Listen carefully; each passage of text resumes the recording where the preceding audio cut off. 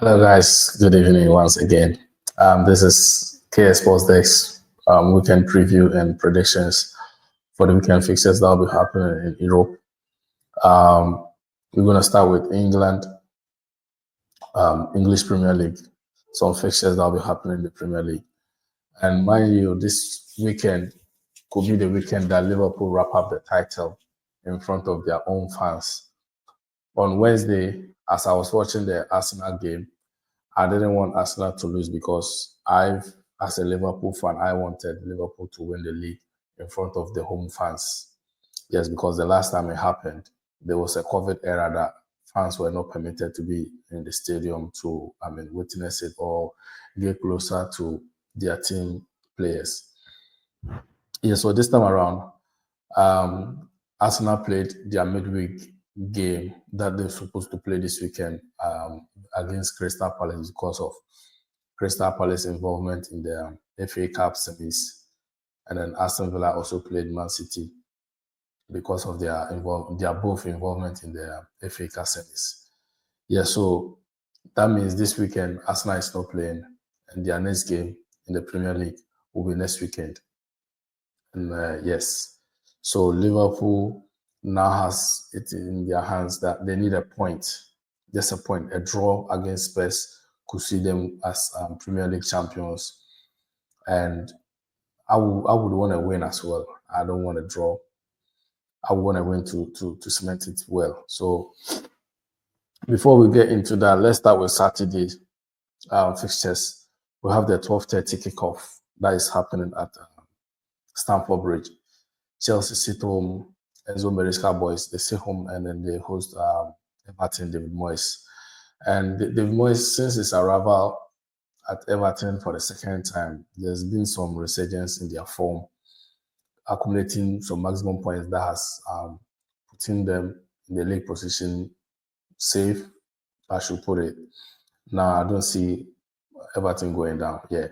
So, looking at this game, I don't know if Enzo he's going to do his stuff again by trying to rest Cole Palmer and them for the Europa League, or he's going to go all out.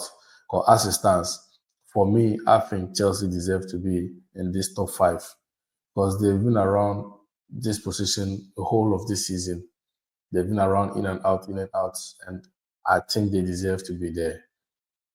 If I'm being honest to myself, I think they deserve to be there. But it all depends on their performances. Their performance will show them that they deserve to be there or not. So with this game, I see it as it's bigger for Chelsea fans, knowing that Chelsea they need to catch up positions. Looking at how Man City got their dramatic win against Villa on Tuesday, that means the points gap is becoming wider and wider if they don't win this fixture. So they will need to win and then keep up because Forest also play on Monday against Spurs and then they won. So the gap is becoming closer and closer. So it's about anything that will win the remaining fixtures of DS will have a massive chance of staying in that top five. So this game, I know Everton are hard to beat under David Moyes. Under Sean Dyche, they were easy to play against. But under David Moyes, I can say that they are hard to beat. And they are even hard to play against. The way they set up, they frustrate you, stifles you, and then try to get under your skin. And I know that definitely that's what they're going to do. And David Moyes is an experienced coach who has been in Europe and knows how it works. He knows that definitely Chelsea will be thinking, or Enzo will be having an eye on the Thursday game. So this is the time for him to go all out, put some energy in it. And this game, for me, it's hard to say, but I think Chelsea should be winning this one. But we don't know who Chelsea will turn up. But Everton are a stubborn side that if they get a chance against you, it's hard to break them down. So I'll go for a draw here. Because I know that Chelsea are a team that they struggle to keep clean sheets of late. Yeah. So I'm going to go a draw here either 1-1 or 2-2. Yeah. And the next game I have here is Brighton West Ham. This is Gary Potter derby. You know, he used to be the coach of Brighton and now at West Ham. So he wants to do some damage to their hopes of also trying to get Europe. Brighton, as it stands, they are looking to get maybe Europa League or Conference League. So they are also fighting for European spots. And this is a game that if they win, they know that they are also cementing their position. Meanwhile, West Ham will also know that if they get this win, then that means that automatically they'll be safe because Ipswich, who plays in Newcastle, Ipswich lose, that means Ipswich is relegated. Yeah, so they'll be keeping an eye on that too. But this game, I think it's going to be more goals in this game. I'm going to go Brighton to win 4-2. And the next one is Newcastle versus Ipswich. Now, Newcastle, and shout outs to Eddie Howe. It's good to see him back. This weekend he'll be in dugouts. He'll be in dugouts to manage his team. Previous weeks he had pneumonia. Sorry. He had pneumonia and sorry.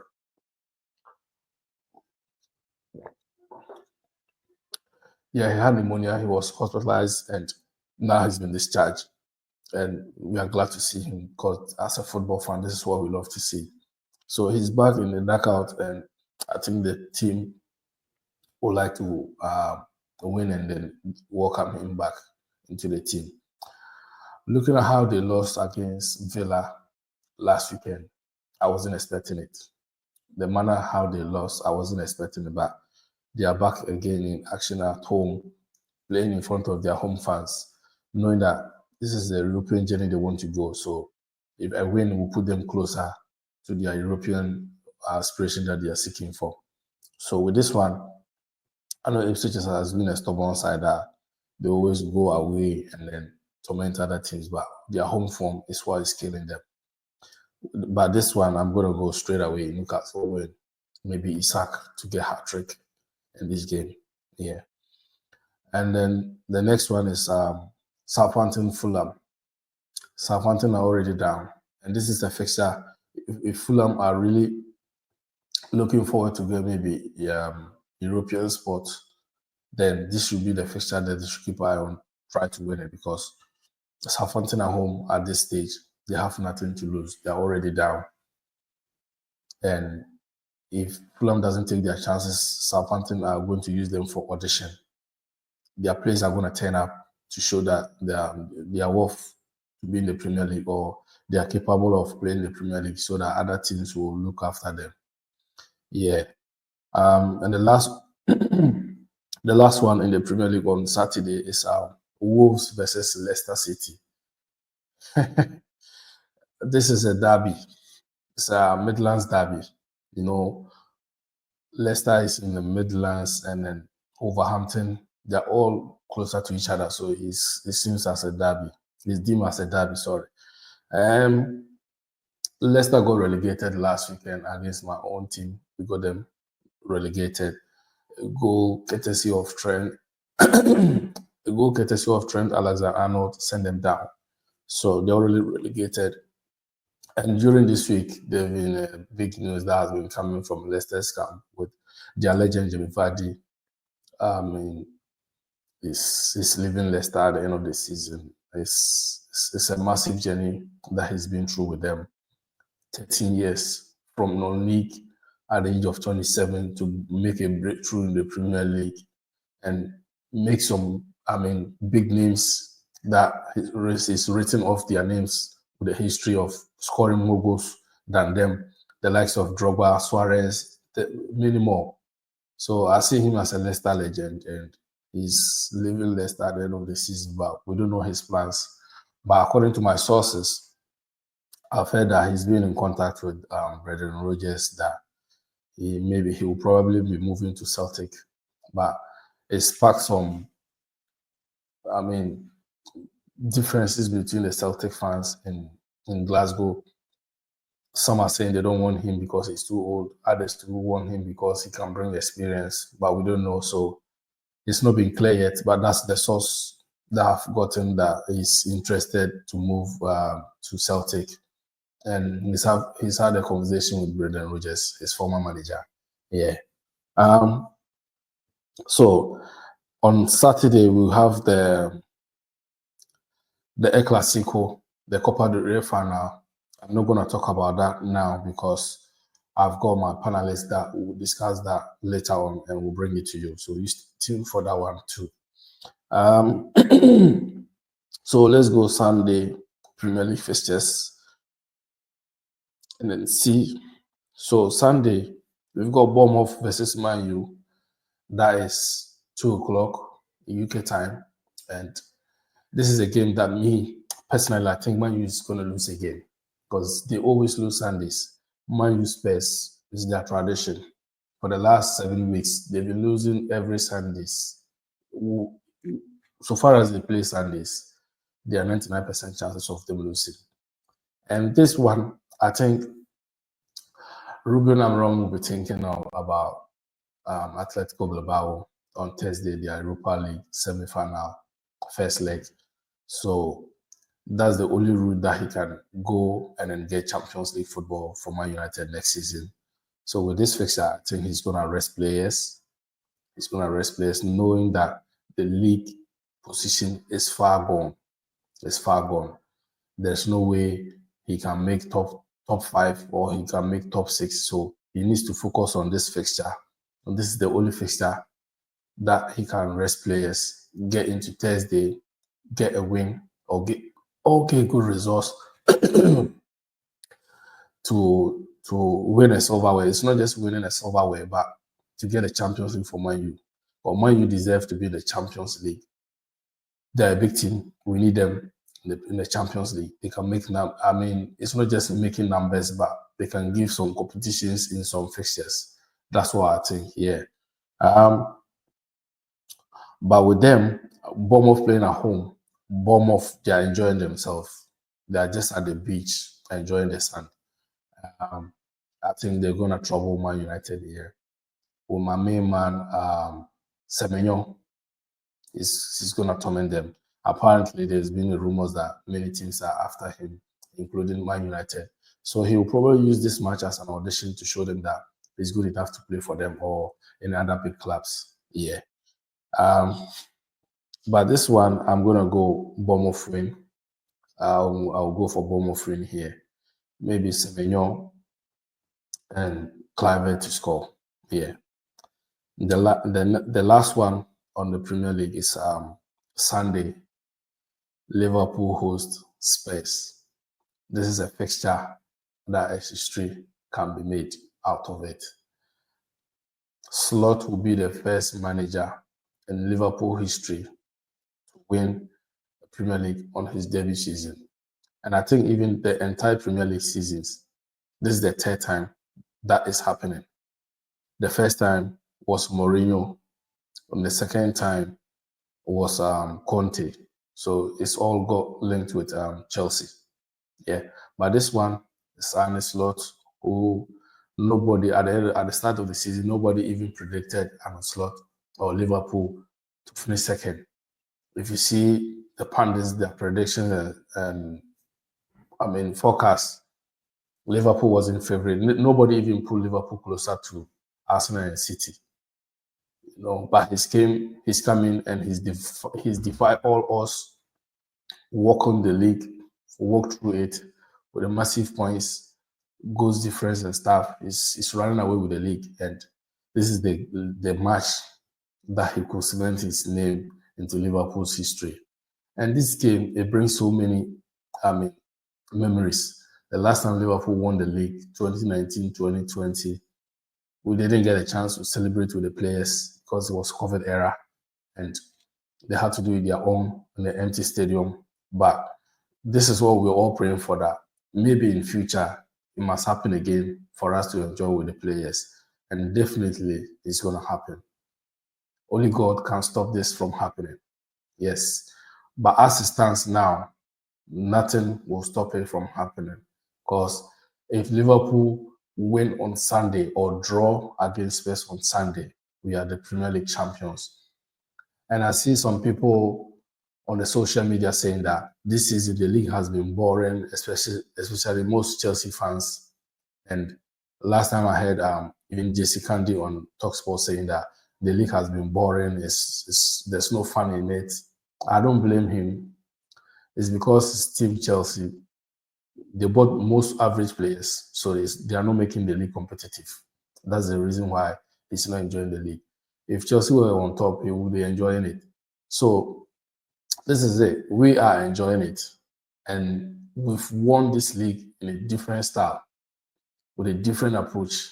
You know, this manager came in, he only signed Chiesa, £30 million, and he's been a big part of it. He's not been involved in too much. I think he's only played 3 Premier League games, and he's at risk of not getting the Premier League medal. He needs to play more than 5 games, 5 or more. Yeah, so he's got a chance to Sunday to come on, do a job, or the remaining fixtures that is left, he's got a chance to play in 2 of them and then get his medal. And imagine we didn't have a proper 6. The proper 6 we had was Endo, but he didn't see the style of this manager. But he's found his way of transforming Gravenberch to that position. And remember, this was the position that Liverpool struggled to get players for. We tried Moses Caicedo and another Chelsea guy from Southampton. We tried him as well. We didn't get him. And what do you call it? Caicedo turned us down. He didn't also come in. And then we went through the season like that with McAllister playing at 6 until Endo arrived. But this season, we started the league. We wanted to get before we started the league. We wanted to get Zubimendi, and he agreed the deal to join us. Later, he changed his mind to stay with Bilbao. Sorry, Real Sociedad. Yeah, so we didn't have a proper 6 going into the season, but he's managed to turn or transform Gravenberch into that position. And I must say that if you are talking about the best 6, number 6 position players this season, if you are mentioning 5 of them, he should be one of them, because he's done so much for the team in that position. He's been tremendous. His ball control, his ball reading, how he controlled the tempo of the game. But I really think it's because of, not solely because of him, but it's part of the reason why we lost the PSG fixtures both home and away, because he didn't have the energy to match Vitinha Dems. And this is why next season we need a proper 6, because in that games he was properly schooled, because that wasn't his natural position. But I bet you if you had Zubimendi or a proper 6 in that position, that game would have gone a different way. You know, yeah. So that's the reason why, to me personally, we didn't play any good football. PSG deserved to qualify. They deserve to beat us. They were deserved winners, hands down.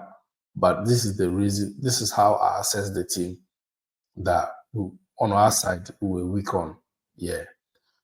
So on Sunday, for a Liverpool fan, rock up to Anfield, and then we'll be there. Even not this Sunday, but the last weekend of the Premier League, that is 25th. I'll be in Liverpool. It's my birthday weekend, and that's why I've got to treat myself. See my team win the league, celebrate with them, and then on Monday it's a bank holiday. We'll have the solo coup. Yes. So Sunday, stay tuned. We are beating Spurs. I'm gonna put this prediction 3-1. Gonna beat Spurs 3-1. Claim the title. Yeah. Thank you for watching. If you are new here, make sure you subscribe and put us on post notification. Anytime we post a video, you'll be the first one to watch. We out.